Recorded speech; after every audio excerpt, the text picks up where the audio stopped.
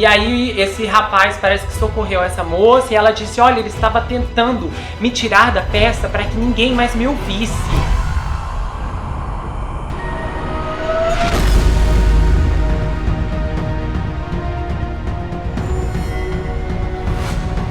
E aí pessoal, bem-vindos a esse canal, eu sou Gustavo Negreiro, seu psicanalista favorito, e hoje nós estamos em mais um episódio da série Na Mira. E o caso de hoje ele é um caso recente, ainda está em aberto, mas foi uma sugestão de uma inscrita há algum tempo. E essa história também é bem interessante, eu nunca tinha tratado de algo parecido, então eu tenho certeza que vocês vão gostar. Lembrando que eu tenho outras séries aqui no canal, minisséries e vários episódios especiais, incluindo a série As Mulheres do Presidente, A Falsa Herdeira, a verdadeira história da Anna Delvey, a história da Elizabeth Holmes, o psiquiatra que roubou a vida do seu paciente. Nós também temos vários outros casos aqui no canal, principalmente casos recentes. A história que inspirou o filme Olhos Famintos, o Danny Rowland, Craigslist. Lembrando que no primeiro comentário está fixado o link de todas as playlists aqui do canal. Então está completamente organizado, é só você descer. O nome das séries que eu mencionei aqui estão ali embaixo, você consegue encontrar. Se você tiver alguma dúvida, você pode comentar que eu também vou responder e orientá-lo caso precise de ajuda. Eu tenho um canal no Telegram, por lá você é informado em primeira mão das primeiras novidades aqui no canal. Você pode me seguir no Instagram, Gustavo N Psicanalista. Sem mais delongas, nós vamos começar o caso agora. Christy Guile, de 24 anos, era casada com um homem sul-africano, Jan Sealers. Eles se casaram em setembro de 2019 e foi tudo muito rápido, inclusive eles se conheceram no Dia dos Namorados daquele mesmo ano, tiveram um encontro super romântico, se deram bem e decidiram levar a vida juntos. Eles moravam em Los Angeles, onde ela trabalhava como modelo e o Jan trabalhava como artista de efeitos visuais. A Christy tinha 23 mil seguidores no Instagram e o Jan 6 mil. E eles compartilhavam suas localizações um com o outro como medida de segurança. E aí a gente tem uma segunda peça nessa história, a Hilda.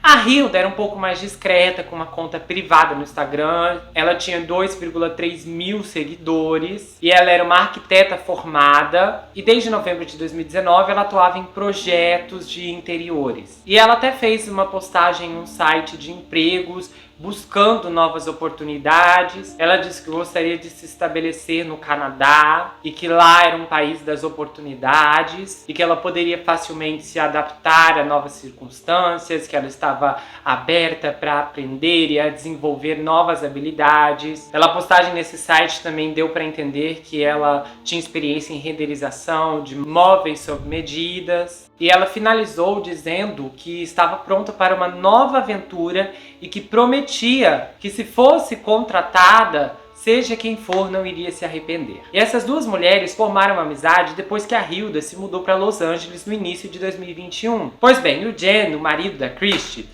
estava viajando para São Francisco. Ele foi visitar o pai. E a Christy e a Hilda saíram juntas para uma festa em Los Angeles no dia 12 de novembro de 2021. Então, inicialmente, elas foram para uma festa em um armazém. E a Hilda, aparentemente, conheceu um cara nessa festa que as convidou para uma festa em Hollywood. E ambas as mulheres concordaram em ir. O que aconteceu nesse tempo? Uma amiga que pediu para não ser identificada viu 4 homens e uma mulher chegarem e entrarem em uma área VIP do evento e começarem a abraçar estranhos como se os conhecessem. E ela disse que 2 dos homens agiram detestavelmente. Inclusive, tinha um homem nessa festa chamado David que chegou a tirar a camisa e começou a se debater. O outro homem, chamado Mike, que parecia estar completamente sóbrio, tinha uma câmera profissional e se interessou pela Hilda. E de repente esses homens se insinuaram nas conversas e ele até colocou um casaco na Hilda. E eles estavam confiantes, agiam como se fossem os reis do mundo. E eles chegaram a ficar nessa área por cerca de 30 minutos ou até mais. Mas alguém então percebeu que eles não tinham as pulseiras certas e os expulsou. Então foi nesse momento que eles convidaram a Hilda e a Christy para irem a tal da outra festa. Bom, as meninas vão para essa outra festa e de repente lá nessa outra festa, que era na casa desse estranho, no Olympic Boulevard, a Christie manda uma mensagem pra Hilda: vamos embora. E aí ela usa um emoji, ela até coloca um emoji assustado. E a Hilda responde: sim, vou chamar um Uber. A Hilda pediu o Uber chegou, mas elas não entraram. E o Uber esperou um pouco e foi embora. E o amigo da Christie, o Ed, enviou uma mensagem para ela às 5h36 da manhã. Só que essa mensagem nunca foi lida ou respondida. Várias horas depois, em 13 de novembro, um grupo de homens mascarados em uma Toyota, aliás, o veículo estava sem placa, jogou a Christie na frente do Hospital Sutter da Califórnia. Rapidamente ela foi declarada inconsciente e infelizmente sem vida. Pouco depois, a arquiteta Hilda foi despejada em um hospital separado, o Kaiser West em Los Angeles, e o seu corpo estava frio, mas ela ainda estava viva. E ela foi colocada em um suporte e permaneceu em estado crítico por vários dias. Mas infelizmente, em 24 de novembro, foi declarado sua morte cerebral. Faltavam apenas 5 dias para seu aniversário de 27 anos. O seu pai falou com a mídia na época e disse que era sua menina, que tinha sido diagnosticada em um prognóstico sem saída e que ele já esperava que notícias ruins surgissem, mas que ele estava tentando lidar com aquilo com muita força. E ele também disse que tinha pedido a Deus para devolver a Hilda para ele com 100% de saúde, mas que se ela ficasse prejudicada, era melhor que Deus a levasse para ficar com ele. Logo depois, saiu a autópsia, e foi aí que a coisa ficou mais quente. Na autópsia, foi declarado substâncias no corpo das meninas. E o marido da Christie, o Jen, falou com a mídia e disse que a heroína que havia sido encontrada no sistema da Hilda e da Christie revelava que algo aconteceu porque elas nunca usariam aquilo por livre e espontânea vontade. A mãe da Christie, Dusty Giles, disse que a Christie às vezes usava uma ou outra substância e que a Christie disse que nunca usaria heroína porque a heroína acabou ceifando, levando o ex de uma amiga íntima que ela tinha. E a família da Hilda também deu a mesma declaração. A família, inclusive, disse: olha, a minha filha não era um anjo, a mãe da Hilda, mas ela viveu sem remorso e foi brutalmente honesta com todos ao seu redor. Então a mãe da Hilda disse que era um assunto aberto na família, que a Hilda realmente usava algumas coisas, mas não aquela substância em específico. Porque, ao que parece, a heroína em Los Angeles estava sendo misturada, ou ainda está, com fentanil. E as pessoas estão simplesmente cheirando aquilo na hora e estão caindo sem vida. Aí depois disso, o Jen insinuou que sabia com quem as meninas estavam naquela noite. E ele diz que teve acesso a todos os textos que Christie enviou na sua última noite de vida. Então Jen tornou a última localização de Christie pública. E o pessoal na internet começou a procurar para ver quem estava ligado àquele apartamento. E foi aí que o nome de um outro homem chamado David Branch, também conhecido como David Pierce, de 39 anos, apareceu, porque muitas pessoas se apresentaram para discutir as experiências negativas que tiveram com Dave. Vários registros foram encontrados pela mídia e mostraram que o David tinha um carro preto que batia totalmente com o carro que foi flagrado pelas câmeras do hospital, que despejou as mulheres, tanto no primeiro como no segundo hospital. Quando a polícia foi falar com os vizinhos dos apartamentos ao lado, um vizinho se adiantou e disse que ouviu gemidos do apartamento no dia 13 de novembro. Olha só que loucura, ele disse que ouviu alguém gemendo de dor por mais ou menos 5 ou 6 horas. E ele também acrescentou que ouvia constantemente barulhos e gritos saindo do apartamento. Então a polícia veio, interrogou o David, mas a gente não sabe exatamente o que foi dito nesse interrogatório. Então a mídia também foi nesse apartamento, tentou conversar com os vizinhos e descobriram que realmente o David era dono do carro que deixou as meninas lá na frente do hospital. E esse David já não tem uma imagem positiva porque foi-se descoberto comentários online que fizeram sobre ele em 2012. uma pessoa disse que ele era um cara muito sujo, que ele roubava dinheiro das pessoas e que ele embebedava muitas mulheres para se aproveitar delas. Nesse meio tempo, o marido da Christie iniciou uma arrecadação online para cobrir despesas funerárias e memoriais, incluindo fundos para as investigações dos casos da Christie e da Hilda. No total, foram arrecadados $134 mil. E é aí que acontece uma reviravolta interessante. Então, um ator que trabalha, parece que com figuração, chamado Brand Osborne, chegou no set da série NCIS. É uma série que está na televisão há muitos anos, tem mais de 10 temporadas. E ele chegou para os seus colegas e começou a falar: olha, gente, eu tive o fim de semana mais louco da minha vida. E aí ele começou a contar como ele e seus amigos festejaram e que duas garotas foram para casa de um deles e que elas tinham inúmeras substâncias. E então ele falou: olha, de repente eu saí do apartamento para fazer um teste de Covid, porque eu tinha que fazer uma gravação e tal, então eu precisava saber se estava tudo ok comigo. E quando eu voltei pro apartamento, o meu outro colega me disse que uma das garotas já estava sem vida. E ele verificou o pulso dela, e daí ele teve um chilique e tal, decidiu não ligar para a polícia, e nós tentamos decidir o que faríamos com o corpo dela. Então, para não ter problemas, eles decidiram dirigir e deixar o corpo da Christie na frente do hospital. Depois, quando eles voltaram, eles verificaram o pulso da segunda garota, e como eles perceberam que ela estava muito fraca, eles decidiram fazer o mesmo com ela. E aí ele até falou: a gente decidiu deixá-la em um hospital diferente para que nós não fôssemos pegos. E ele disse: nossa, cara, mas eu quero esconder isso, mas tipo, oh meu Deus, como me diverti naquela noite louca. Aí os outros duas pessoas que estavam lá, ficaram perplexas com essa atrocidade que ouviram. Até porque o Brandt disse que a maior preocupação dele era que as meninas tivessem urinado na cama. Era com isso assim que ele estava mais preocupado. Ele estava completamente frio e não estava nem aí pro que estava contando. E esse Brandt tem algumas informações sobre ele no IMDb. Ele é um ator de Staten Island, ele já interpretou um corretor da Bolsa de Nova York na comédia de 2017 Obamaland, parte 1. E os seus créditos também incluem um papel de ator em um episódio de 2014 do programa de TV Nurse Jackson. E parece que ele também já trabalhou para o departamento de som para um curta chamado Rose, de 2012. Aí em 20 de novembro, os amigos da Christie se reuniram para realizar um memorial na praia para ela. E aí, em dezembro, o David Pierce, de 37 anos, o Brand Osborne e aquele outro cara, o Mike, foram presos. Inclusive, o Brandt foi preso no set da série NCIS. O Mike se descobriu que ele também é natural de Nova York e trabalhou como diretor de fotografia e operador de câmera em dezenas de sets de Hollywood. E, inclusive, no Instagram ele se descreve como um cinematógrafo e artista de voz. E aí, logo depois que os três foram presos, o David foi acusado de homicídio culposo e foi detido sob fiança de $1 milhão.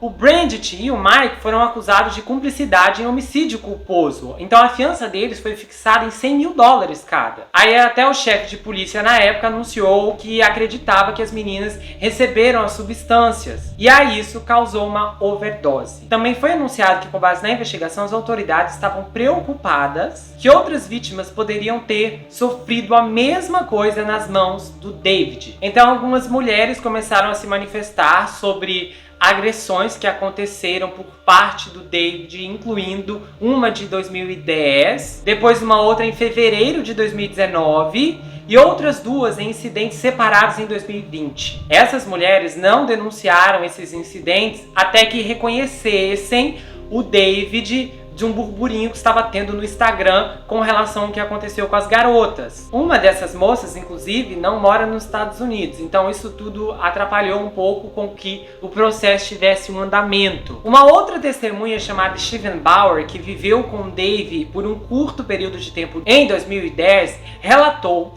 que o Dave contou a ele que ele colocava substâncias na bebida das garotas na tentativa de facilitar aquelas agressões que vocês sabem, né, de que tipo, e que uma outra vez ele estava numa festa com o Dave e ele tentou puxar uma garota pra longe, e aí esse rapaz parece que socorreu essa moça e ela disse: olha, ele estava tentando me tirar da festa para que ninguém mais me ouvisse. E aí o David falou: olha, não dê ouvidos a ela, ela é uma estúpida, vamos sair daqui. Aí depois ele confessou pro Steven que ele tentou realmente fazer algo com essa garota e até forçá-la. E aí nisso esse Steven também ficou sabendo que ele forçou uma outra garota. E embora o Dave não confirmasse isso, ele disse que essa garota era uma mentirosa. Embora a garota falasse, não, olha, ele fez algo comigo. Várias acusações vieram à tona de que esse Dave era realmente um grande predador. Só que aí depois o escritório do promotor público disse que os casos estavam tendo problemas de prova. E o Jen, o marido da Christie, até disse que sentiu um alívio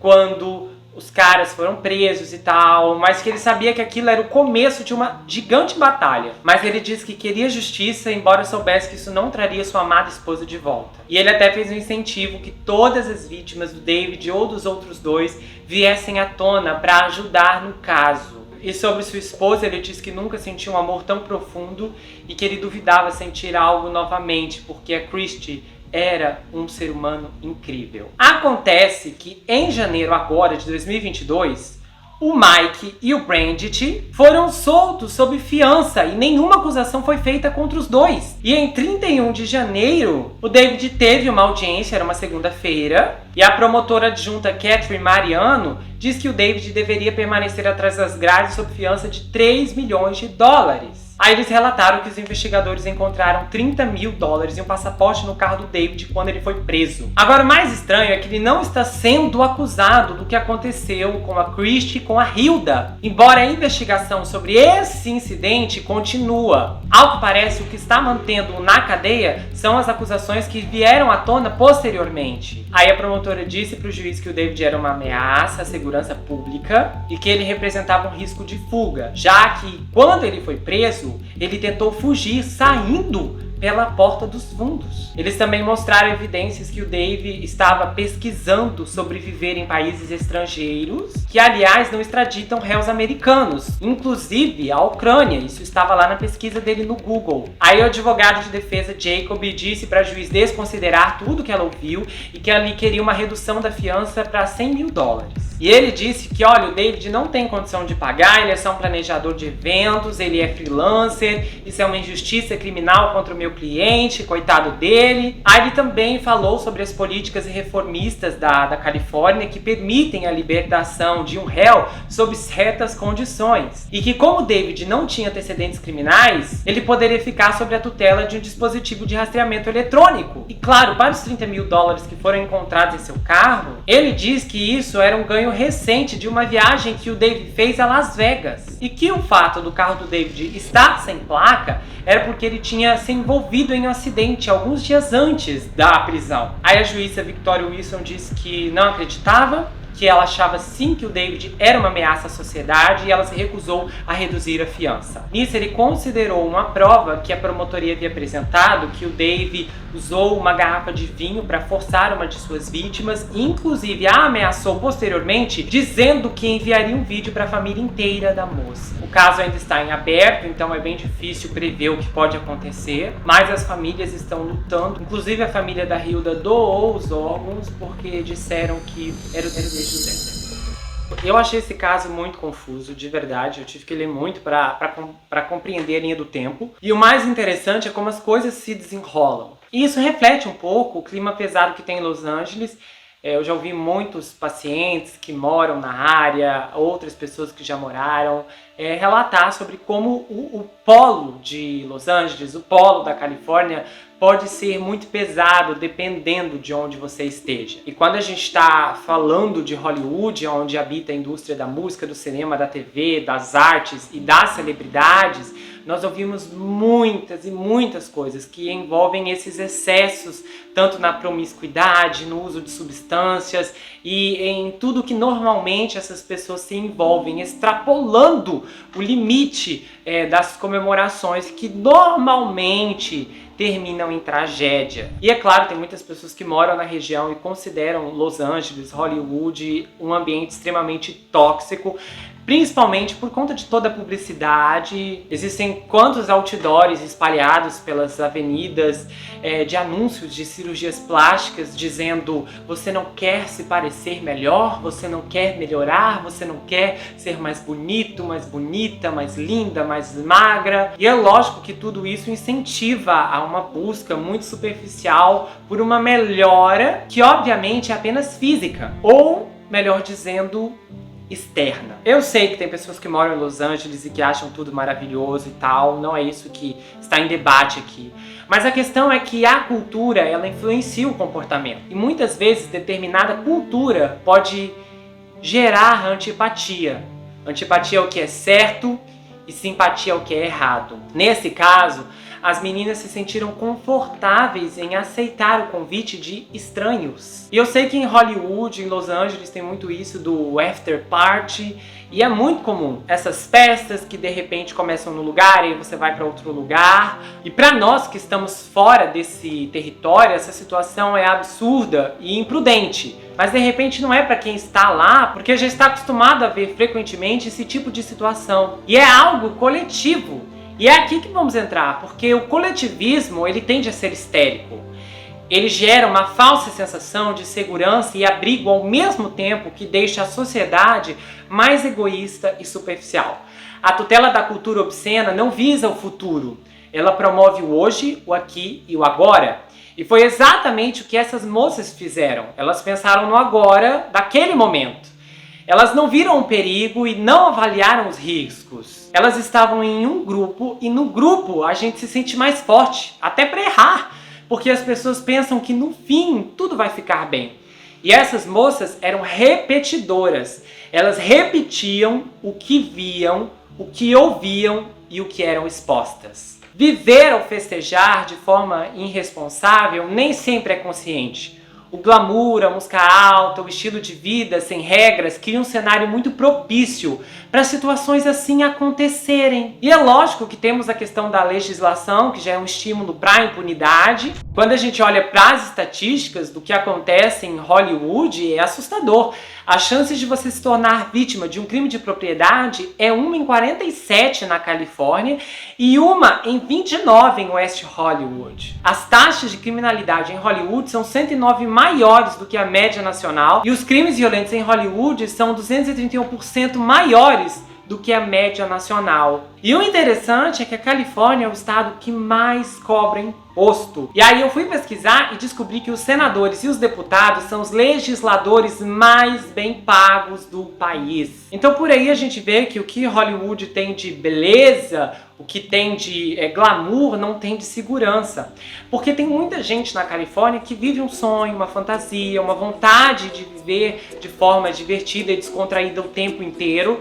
E a gente ouve muito isso, né? Viva como se não houvesse amanhã, a vida é uma só, a vida é feita para viver. E é verdade. Não deixe para amanhã o que você pode fazer hoje. Essa vida aqui é única e a vida é feita para viver mesmo. Mas você precisa ver o que você está vivendo, porque talvez não valha tanto a pena no final. Tem muitas pessoas responsáveis na Califórnia e é claro, tem pessoas irresponsáveis em qualquer lugar, mas nós estamos falando de uma cidade como essa em Hollywood, onde coisas assim acontecem o tempo inteiro, todos os dias, todos os anos e pelo visto vai continuar acontecendo.